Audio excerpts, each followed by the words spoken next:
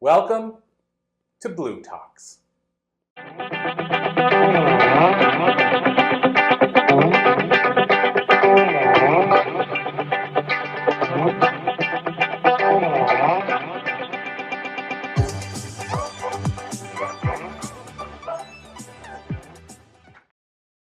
So I will never forget the day that I told my Nana that I was pregnant with twins.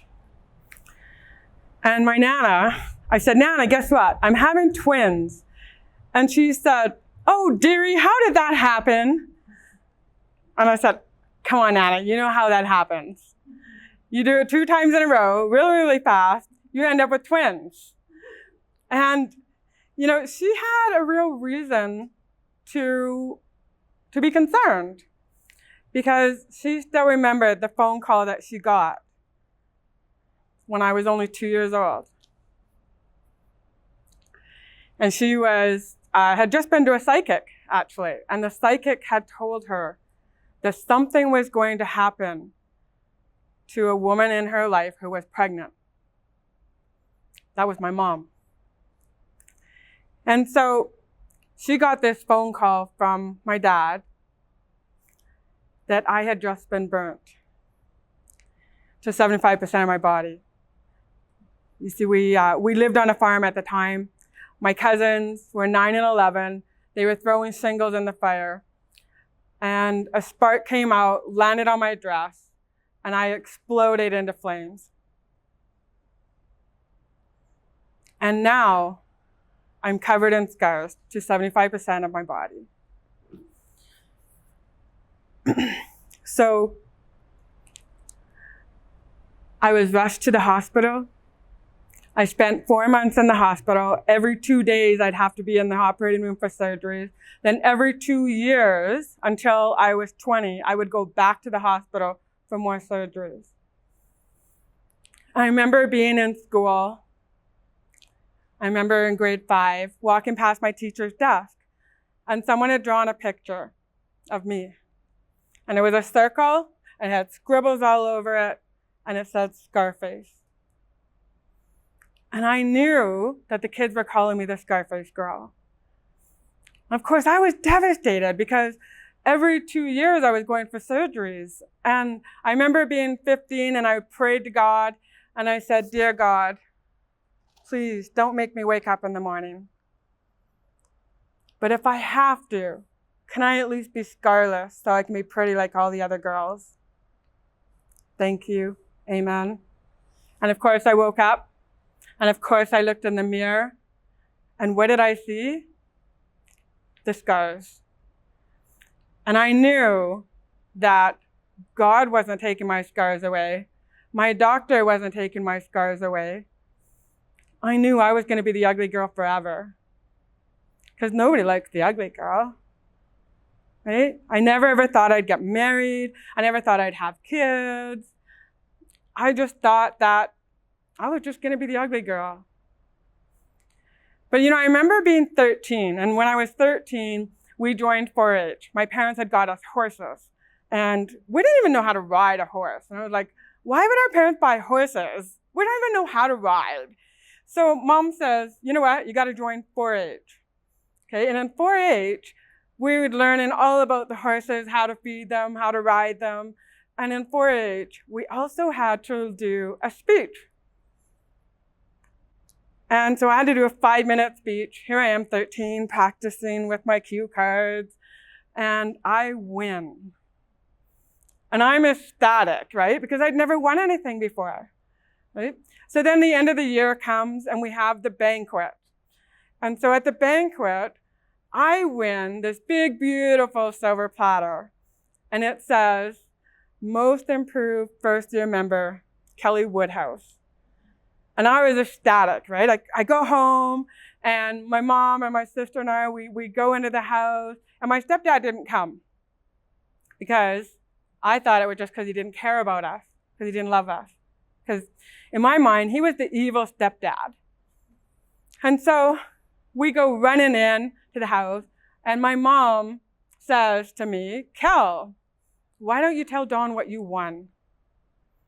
And I'm so proud, right? Big, beautiful silver platter. I like, look, this is what I won. The most improved first year member. And he goes, you didn't deserve to win that. And I was so mad. And I'm like, oh, really? Well, if I didn't, who did? He said, I don't know, but it wasn't you. And I stopped. And I'm like, what am I going to do? What am I going to say? I wanted to whip this silver platter at him. That's how mad I was. And I thought, no, I might chop off his head or something like that. You know, I was like, no, I can't do that. I'm just going to go to bed. I go to bed. I'm mad, right? I'm thinking, how dare he be so mean to me? How cruel. I don't care. Something's going to happen. And for some reason, I persevered. I don't know how. I don't know why. Somehow, I just had this feeling that I had a purpose. I had a reason to live. And I remember one day, I think I was about 16 or 17, me and my grandpa were having a little conversation. And my grandpa felt tremendous guilt over me getting burnt because he thought it was his fault. He was the one that told my cousins to go burn the shingles. So me and my grandpa are having a talk. And he said, Kel, I will never forget the day you got burnt.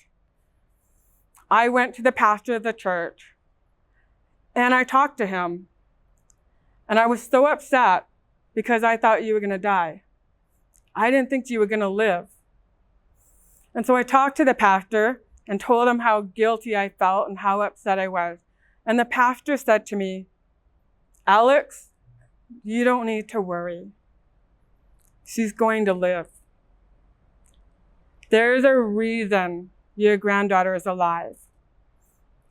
She got burnt, yes, but she's going to live.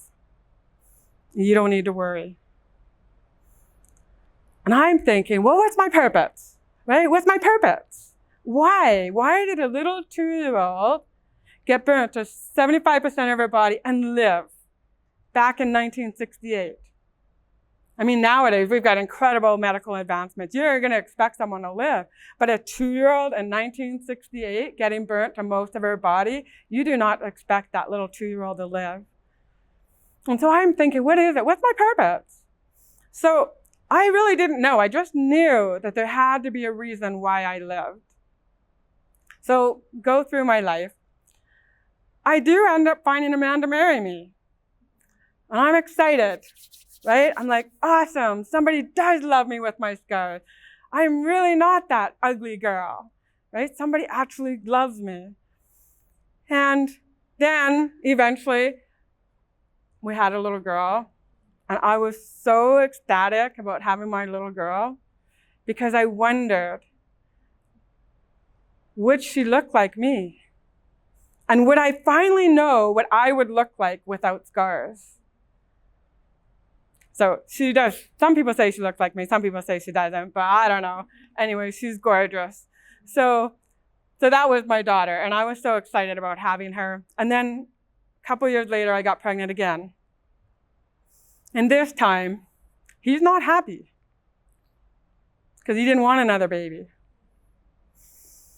And I remember being 5 months pregnant and saying to my tummy, it's okay if you don't make it, because he doesn't want you. And 2 months later,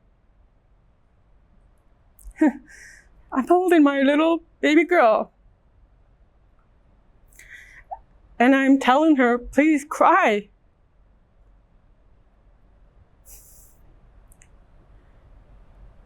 She didn't come out alive.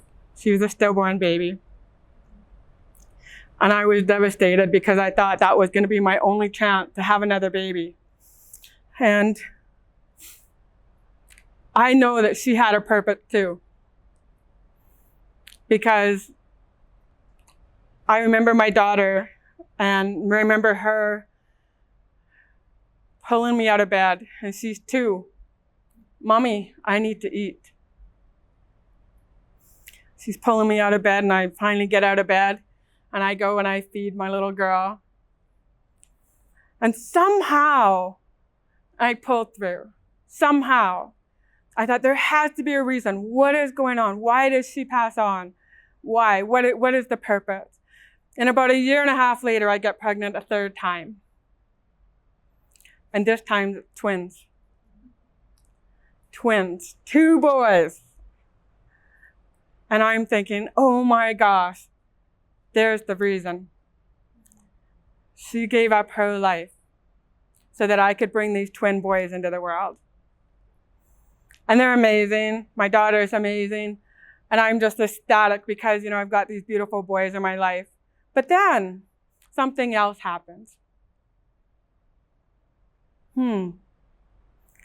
My husband says to me, Kel, I often think about if you and I were separated, you'd be a single mom with 3 kids. With the scars on your body, who would want you? And I'm like, oh, so you're my hero now. That's the only reason you're with me is because no other man's going to want me. And I'm like, well, fuck you, right? I'm pissed. I am so mad. And I'm like, I'm not going to let this stop me. And our marriage was toxic. It was. Like, we were together for 24 years. I'm not going to get into all the details, but it was a toxic marriage. And I was like, what am I going to do? And I remember working, like I started to be a speaker, and then I remember I had a job, and I also had a scrapbooking business because my husband had got laid off. And he said, it's time for you to step up to the plate. And I'm like, okay, fine, I'm in. I'll step up to the plate. And I get this full-time job, business, all this stuff happening. And I meet Charmaine Hammond. And Charmaine says to me, Kel, you need to sell that business you're in and be a speaker. And I said, are you kidding me? I'm a burn survivor, so what? And she's like, no, people will be so inspired by your story. And I was like, I'm in a toxic marriage. We're almost bankrupt. My business is like failing big time. I don't see how you think I'm an inspiration. And she goes, no, Kel, people will be inspired. And I was like, okay, fine. I'm going to go do this speaker thing. So I go home, and I say to my husband, guess what? And he's like, what? I'm going to be a speaker. And he says, and how are you going to do that? And who's going to listen to you? And I'm like, oh, right? I'm mad again. I'm like, what am I doing? Why am I here? Why do I have this man in my life that's not going to be supportive, right? And I was like, this is crazy. I said to him, you know what? I don't know how I'm going to do it. I just know it's going to happen. And it happened. Right? I started speaking, and I was doing all kinds of things. I was talking all over the place. And finally, it was our 24th year together. And I remember saying to myself, you've done 24 years like this, and you're only 44. Can you do another 24? And I said, no way. Help me. And so I told my husband the next day, I think we need to end this. And he says to me, okay, I'll let you leave the marriage, but you have to give me the house and the kids. And I was like, oh. I said, okay. So we worked things out. Everything's fine. Went through that divorce and all that stuff, became a speaker. And then my boss asked me a question, because I still had a speaking business. And, I sold my scrapbooking business, gave him half the money, and then, I was speaking, and I had a full-time job. And my boss asked me a question. Are you going to be excited to come to work on Monday, or relieved if you don't have to? And I was like, oh, right? I was like, she hit me right to my core. Like, I knew that I didn't want to be at that office anymore. I knew that. But I had just left my marriage 5 months earlier, living in the basement of my aunt and uncle's house. I don't get to see my kids every day anymore. And now I'm going to lose my job. And then I heard that voice say to me, are you going to be excited to come to work on Monday, or relieved if you don't have to? I went into work the next day, sent my boss an email. You are right. Today's my last day. and I walked out. And that was when I decided I was going to be a speaker full time. And I was going to inspire as many people as I could. I was going to get my message out there, and landed the Goalcast video that's over 10 million views. My life story has been made into a documentary. And now I'm coaching people to write books and become best-selling authors. And all these amazing things started happening when I stepped into my passion. And I don't really know how I did it, other than I learned 3 lessons from my evil stepdad. One is, quit worrying about what everybody's thinking about you. Ignore them, okay? Work your ass off, okay? Because he was a workaholic and an alcoholic. And the third lesson that he taught me was to never give up. Never give up. And so that's what I do. And so I want to share one more thing with you. The lesson I learned from my ex. And the lesson I learned from him was that it is not okay to stay in a toxic marriage. It is not okay. It is, you want to be happy, and if you want to have great self-esteem and you want to have success in your life, you get rid of the toxic stuff that's going on in your life. You get rid of those dead-end marriages and the dead-end jobs. You get rid of the people in your life that aren't serving you. And I know sometimes we can't get rid of them because they're our family, but that's okay. You just limit your time with them, right? And those are the 3 lessons, or the lessons that I learned from my husband. Ex-husband, thank goodness. But there's a lesson I learned from the current man in my life. Because you guys want to hear a crazy story? Remember in high school, I thought no man's going to want me? Well, him and I met. We knew each other in high school. And now, 38 years later, we're finally together. And so every day, he tells me I'm beautiful. Every day, he tells me how amazing I am. And every day, he supports me and loves me and cares for me in ways that I've never been taken care of before. And so I'm glad that I found the grit and the guts to leave that toxic marriage, to leave that dead-end job, and come and do what I do now. And so it takes grit to get through those challenges in life. It takes guts to make those hard decisions. And it takes courage to persevere through life. And so I want to thank you. I am Kelly Falardeau. And if you need a speaker, you know where to find me. Have a great day.